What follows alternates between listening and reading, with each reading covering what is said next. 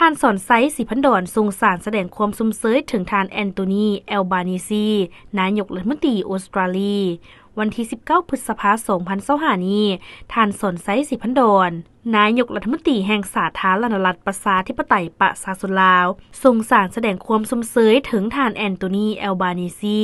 นายกรัฐมนตรีแห่งออสเตรเลียเนื่องในโอกาสได้รับเลือกตั้งให้ดำรงตำแหน่งเป็นนายกรัฐมนตรีอีกสมัยหนึ่งเนื้อในสารมีคือในนามรัฐบาลและประชาชนแห่งสาธารณรัฐประชาธิปไตยประชาชนลาวก็คือในนามส่วนตัว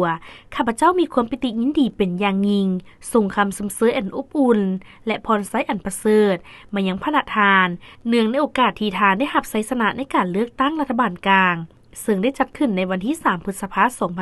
2025ข้าพเจ้าเชื่อมั่นว่าภายใต้การนำพาอันปีซ่าสามารถและประสบการณ์อันสูงส่งของพระประธานออสเตรเลียจะสืบต่อได้รับการพัฒนาให้เจริญก้าวหน้าและมีบทบาทอันสำคัญในภาคพื้นและสากล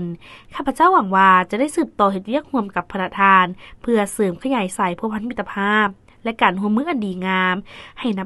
นับขยายตัวยิ่งขึ้นเพื่อผลประโยชน์ร่วมกันของประชาชน2ประเทศพวกเฮา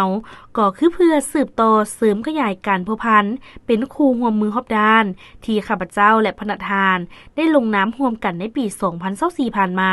ที่เมืองเมลเบิร์นประเทศออสเตรเลียให้แน่นแฟ้นยิ่งขึ้น